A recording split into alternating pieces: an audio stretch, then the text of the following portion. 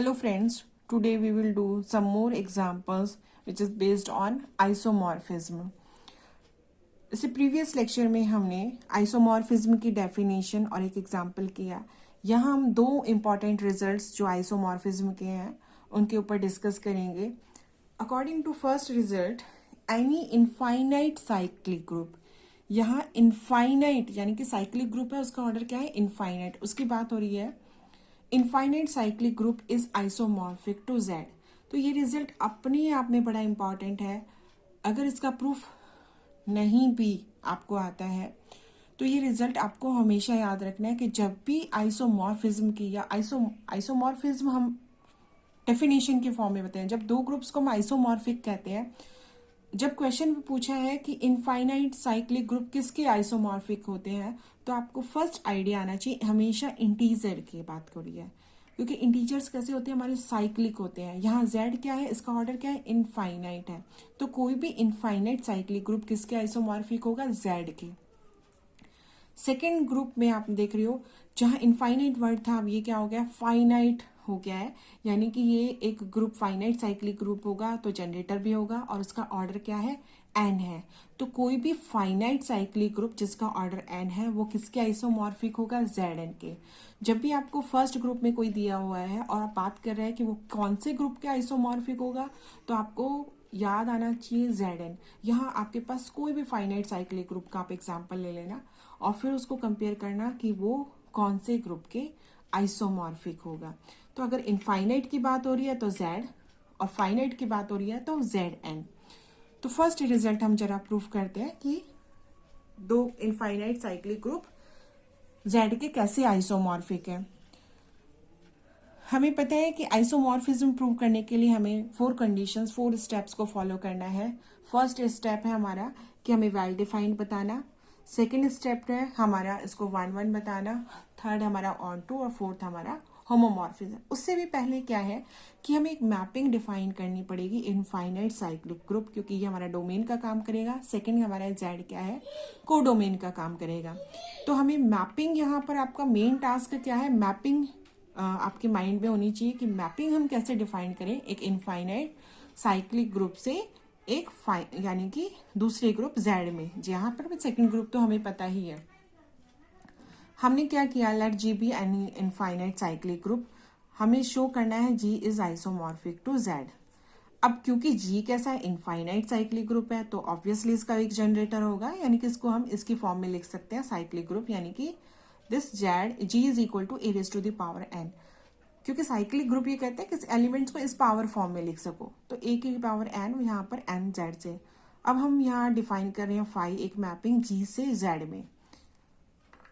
कैसे डिफाइन करें कि यहाँ पर ऑब्वियसली क्या है? पावर्स की फॉर्म में होंगे एलिमेंट्स. अगर मैं यहाँ पर जो भी लेती हूँ एलिमेंट वो किसका होता है? जी का. तो जी के एलिमेंट्स कैसे होंगे? ए की पावर के की फॉर्म में होंगे.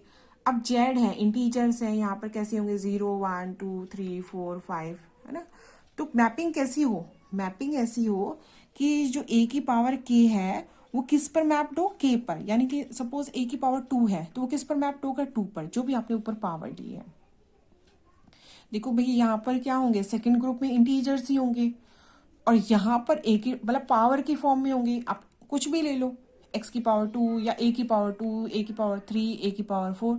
क्योंकि पहला ग्रुप मेरा कैसा है? साइक्लिक है. सेकंड भी साइक्लिक है, बट यहाँ पर नंबर्स कैसी हैं? 0 1 2 3 and so on, infinite numbers हैं. तो जो भी आप के लो वो किस पर मैप्ड हो? के पर मैप्ड हो, राइट. तो ये हमारा क्या है? इंपॉर्टेंट पार्ट है सबसे. अगर आपने मैपिंग डिफाइन कर लिया, आपका आधा काम हो गया. आप इजी वे में प्रूव कर सकोगे कि ग्रुप कैसा है, दोनों ग्रुप आपस में आइसोमॉर्फिक है. तो चलो देखते हैं कैसे प्रूव करते हैं हम. सबसे पहले मुझे फाई को वेल डिफाइन. अब वेल डिफाइंड में आपको डोमेन से कोई दो एलिमेंट्स लेने होंगे. तो ए की power k1 is equal to a की पावर k2 मैंने ले लिया. मुझे क्या शो करना है? This k1 is equal to k2. तो इसको हम कैसे शो करें? दिस ए क्या गिवन है? ए की power k1 is equal to a की पावर k2 लिया है. तो यहां से मैं लिख सकती हूँ दिस ए की power k1 minus k2 is equal to identity. अब ये आइडेंटिटी कब होगा इस ग्रुप में? यानी कि जब ये कैसा हो? साइक्लिक ग्रुप में हमारे पास क्या आता है? इनफाइनाइट साइक्लिक ग्रुप में आइडेंटिटी क्या होती है? 0 होती है. So this implies K1 minus K2 is equal to 0।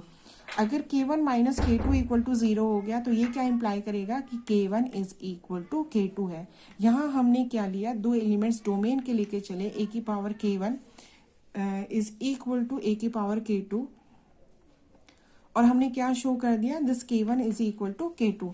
तो यहाँ से मेरा फाई कैसा हो गया, वेल डिफाइंड हो गया। अब हमें क्या शो करना है कि हमारा फाई कैसा होगा, 1 1 होगा। 1 1 के लिए हम क्या करेंगे, यहाँ से हमने ले लिया यहाँ पर फाई a की power K1 is equal to phi a की power K2। Phi a is equal to phi b की फॉर्म में लेते हैं, तो फाई a की power K1 is equal to phi a की पावर K2। अब मुझे क्या शो करना है, दिस K1 इज a की power K1 is equal to a की पावर K2। फाई हट जाना चाहिए और ये एलिमेंट्स आपस में क्या होने चाहिए, सेम होने चाहिए। फाई a की पावर K1 कहाँ पर मैप्ड है, K1 पर, यानी कि ये डोमेन का मेरा जो ये एलिमेंट है को डोमेन में ये किसकी वैल्यू क्या आ रही है, K1, क्योंकि हमने मैपिंग ही इस तरह से डिफाइन की है कि a की power K1 is mapped with element K1। तो K2 किस पर मैप्ड होगा, K2 पर। तो K1 is equal to K2 imply किया, यहाँ से हमारी वैल्यू है K1 is equal to K2। और ये K1 किसके इक्वल है, a की पावर K1 से, और K2 किसके इक्वल है, a की पावर K2 के। तो यही हमें क्या करना था, शो करना था कि फाई कैसा है, 1 1। 1 1 के केस में phi a equal to phi b लेके चले, यहाँ से हमने क्या इम्प्लाई किया, a equal to b। Phi को मुझे क्या करना है, ऑन टू शो करना है। ऑन टू शो करने के लिए हमारे पास क्या है, हमने क्या लिया, y कोई एलिमेंट लिया कोडोमेन, यहाँ कोडोमेन क्या है, इंटीजर्स है, कोई एलिमेंट है यहाँ पर। अब अगर y मेरा एलिमेंट z का है तो ये क्या है, a की पावर y की फॉर्म में होगा, जो एक एलिमेंट g में होगा डोमेन में, क्योंकि वो क्या है, इनफाइनाइट साइक्लिक ग्रुप है। तो a की power y equal to g होगा। सो दिस फाई a की पावर y किस पर मैप्ड होगा, y पर मैप्ड होगा। तो in this way we can say there exist a number a की power y belongs to g such that phi a की power y is equal to y। तो basically हमारे पास क्या होता है, डोमेन और को डोमेन में, यहाँ मेरा डोमेन है, ये को डोमेन है, तो यहाँ का जो इसका एलिमेंट है y, यहाँ पर जरूर इसमें क्या होगा, इसकी इमेज ये होगी, यानी कि इस एलिमेंट है जो ये हमारा इसका y जो हम लेके चले हैं, इसमें ये किस पर मैप्ड होगा, ये a की पावर पाई, इसके यहाँ पर कुछ एक ऐसा एलिमेंट हमें मिलेगा। तो यहाँ से हमने शो कर दिया कि जो मेरा फाई है वो कैसा हो गया, ऑन टू हो गया। लास्ट थिंग क्या है, इसको होमोमॉर्फिज्म प्रूव करना। अब होमोमॉर्फिज्म में मुझे याद रखना है कि मेरा जो फर्स्ट ग्रुप है वो हमारा क्या है, a की पावर K1 इंटू a की पावर K2 ले लिया। मुझे इसको क्या शो करना है, फाई a की power K1 plus phi a की पावर K2 इक्वल है या नहीं, क्योंकि यहाँ हमें पता है कि मेरा जो इंटीजर्स हैं वो ग्रुप बनाते हैं किसके लिए, एडिशन के लिए। यहाँ अभी हमने पावर्स फॉर्म में लिया है, तो इट मीन्स हम किसकी बात करें, मल्टीप्लिकेशन की बात करें। अब यहाँ पर a की पावर K1 डॉट a की पावर K2 लेके चलियो, तो LHS लेके चलते हैं, a की पावर K1 इंटू a की पावर K2। यहाँ से इसकी वैल्यू क्या, हम इसको क्या लिख सकते हैं, बेस इक्वल हो तो a की power K1 plus K1 plus K2। यहाँ से हम इसको अलग अलग, इसकी वैल्यू किसकी है, ये किस पर मैप्ड होगा, K1 प्लस K2 पर। अगर ये K1 प्लस K2 पर मैप्ड हो रहा है तो इसको लिख सकते हैं हम फाई a की power K1 plus phi a की पावर K2। तो यहाँ से हमने LHS में फाई a की पावर K1 डॉट a की पावर K2 लेके चले, और हमने क्या प्रूव किया, फाई a की power K1 plus phi a की पावर K2।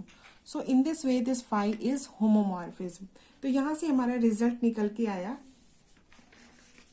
कि हमारे रिजल्ट निकल के आया है कि जब हमारे पास क्या है, कोई भी इनफाइनाइट साइक्लिक ग्रुप है वो किसके आइसोमॉर्फिक होता है, इंटीजर्स के आइसोमॉर्फिक होता है। सेकंड रिजल्ट भी आपका कुछ इसी तरह का है। सेकंड रिजल्ट में आपको क्या करना है कि फाइनाइट साइक्लिक ग्रुप है उसको आपको आइसोमॉर्फिक बताना है, किसके, जेडन के। आपने ये वाला कॉन्सेप्ट देखा, यहाँ पर आपको खुद से मैपिंग सोचनी है। आप इनके स्टेप्स को दोबारा से देखो और आप खुद से मैपिंग डिफाइन करो। क्या आप मैपिंग डिफाइन कर पा रहे हो, क्या आप इस क्वेश्चन को, नेक्स्ट क्वेश्चन को इजीली सॉल्व कर पा रहे हो, आप कर पाओगे। आप थोड़ा सोचो, ट्राई करो कि किस तरह से है। हम यहाँ पर इसका सेकंड का प्रूफ दोबारा से देखते हैं। आप यहाँ से अगर स्टॉप हो मतलब आप स्टॉप करके देखो कि आप इस सेकंड रिजल्ट को कैसे प्रूव करते हो। यहाँ पर हमारे पास क्या रिजल्ट है, फाइनाइट साइक्लिक ग्रुप है जिसका ऑर्डर क्या है, एन है, उसको हमें आइसोमॉर्फिक बताना है किसके, जेड एन के। तो हम देखते हैं कि हम इसको कैसे शो करते हैं कि जी हमारे पास क्या है, कोई फाइनाइट साइक्लिक ग्रुप है। अब जी हमारा क्या है, फाइनाइट हो गया है। अब किसका, इसका ऑर्डर क्या है, एन है। फाइनाइट साइक्लिक ग्रुप जिसका ऑर्डर क्या है, एन। अगर ये फाइनाइट है तो ये इसका कोई जनरेटर होगा। हमें क्या शो करना है, this G is isomorphic to Z n. यहाँ हमें सेकेंड ग्रुप पता है, ये ग्रुप मेरा होता है मॉड्यूलो एन के लिए। तो मेन टास्क हमारा क्या है, जी से हम फाई एक मैपिंग डिफाइन करें, कहाँ पर, जेड एन में।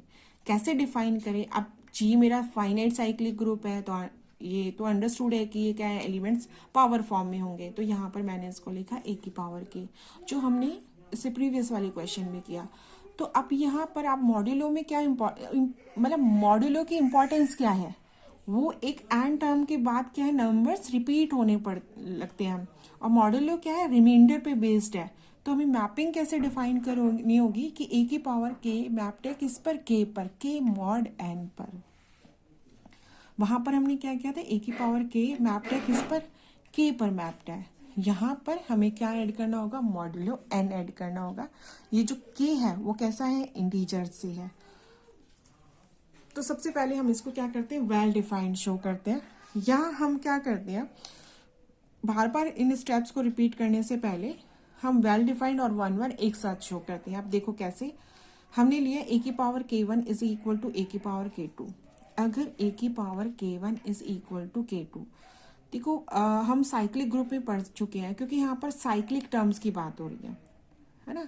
तो साइक्लिक टर्म में अगर हमारे ग्रुप में सेकंड उस पर फाइनाइट है, तो कुछ याद हो आपको क्राइटेरिया थ्योरम जो थी, तो उसमें क्या था, जी अगर ए से जनरेट हो रहा है और ए का ऑर्डर एन है, तो ए की power is equal to a की पावर जे कब होगी, जब एन डिवाइड करेगा किसको, आई माइनस जे को।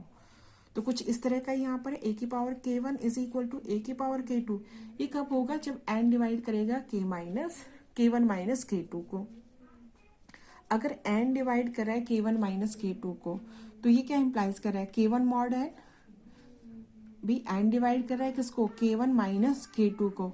तो ये किसकी है, k one mod n is equal to k two mod n. यहाँ से हम लिख सकते हैं क्योंकि एन ने किसको डिवाइड किया, दोनों के इसके डिफरेंस को।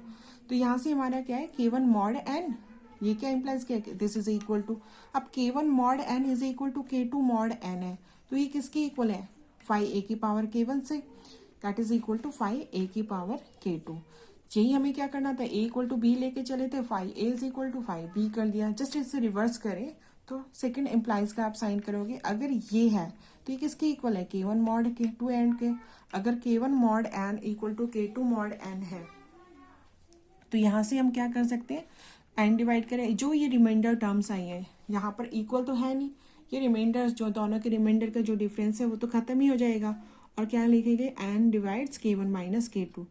तो ये क्या है, यहाँ पर बोथ इम्प्लाइज का साइन था, तो अगर ये है तो ये इम्प्लाई करेगा ए की power k one is equal to a की पावर के टू। इस वे से हमने क्या किया, वेल डिफाइन कर लिया और वन वन कर लिया। ऑन टू के लिए हमने क्या कर रहे हैं, अगेन के से एक element second group Z n में ले रहे हैं। अब ये जो के है वो कैसा होगा, जीरो के इक्वल हो सकता है, जीरो से बड़ा हो सकता है, बट एन से क्या है, छोटा है। तो जेड एन में से हमने एक एलिमेंट ले लिया के, जो इस फॉर्म में है, यानी कि के किस पर मैप्ड होगा, के पर, के मॉड एन यही आएगा, क्योंकि ये क्या है, इसी तरह से वैल्यूज आएंगे क्योंकि रिमाइंडर टर्म्स में ही है। जब इक्वल हो जाता है तब तो क्या हो जाएगा, जीरो ही हो जाएगा। बट क्या है, के कोई एलिमेंट है वो क्या है, इससे बड़ा है और जीरो से बड़ा, जीरो हो सकता है और बट एन से छोटा है। तो अगर k equal to k mod n है तो हम इसको क्या लिख सकते हैं, देर एग्जिस्ट एक नंबर एक डोमेन में एग्जिस्ट करेगा, इसकी प्री इमेज होगी ए की power k belongs to G such that five a की power k is equal to k mod n. अगर ऐसा हुआ तो हम क्या बोल दिया, this is onto. Homomorphism बहुत इजी है, फाइव ए की power k one dot a की power k two is equal to five a की power k one modulo n five a की पावर के टू होगा या नहीं। तो यहाँ क्वेश्चन मार्क। अब हम इसे शो करेंगे कि both are equal, L H S equal to R H S है या नहीं। यहाँ फाइव ए की पावर k1 डॉट ए की पावर k2 लेके चले आए। अब बेस इक्वल है तो हमने क्या लिखा, k1 प्लस k2 लिख दिया। ये क्या आएगा, इससे मैपिंग कैसी है, k1 plus k2 mod n, या इससे हम क्या लिख सकते हैं, k1 mod n plus k2 mod n। तो यहाँ से हमने लिखा k1 mod n plus modulo k2 mod n। अब ये किसके इक्वल है, फाइव ए की पावर k1 के। ये किसके इक्वल है, फाइव ए की पावर k2 के। ये दोनों इक्वल है तो this is equal to RHS आ गया। सो हमारा क्या हो गया, होमोमॉर्फिज्म हो गया। तो यहाँ पर G एक आइसोमॉर्फिक था किसके, Z के, जब मेरा क्या है, इनफाइनाइट साइक्लिक ग्रुप। G किसके आइसोमॉर्फिक है, Zn के, जब किसकी बात हो रही है, फाइनाइट साइक्लिक ग्रुप की। G आप कोई एक एग्जांपल ले सकते हो, जब U10 को आप चेक कर सकते हो, U10 ग्रुप के किस के आइसोमॉर्फिक होगी, Z4 ट्राई करके देखना। इस तरह से आप और भी कोई ग्रुप ले सकते हो जहां पर आपका क्या है, फाइनाइट साइक्लिक ग्रुप का आपके पास एग्जांपल हो, वो यहाँ पर Zn के कौन से ग्रुप के आइसोमॉर्फिक है। तो आप चेक कर सकते हो कि दो ग्रुप कैसे आइसोमॉर्फिक होंगे। बहुत ही इंपॉर्टेंट रिजल्ट है। एग्जाम्स में, कॉम्पिटिटिव एग्जाम में जरूर एक क्वेश्चन यहाँ से पूछा गया होता है। तो आई होप ये दोनों रिजल्ट आपको समझ में आए होंगे। Thank you.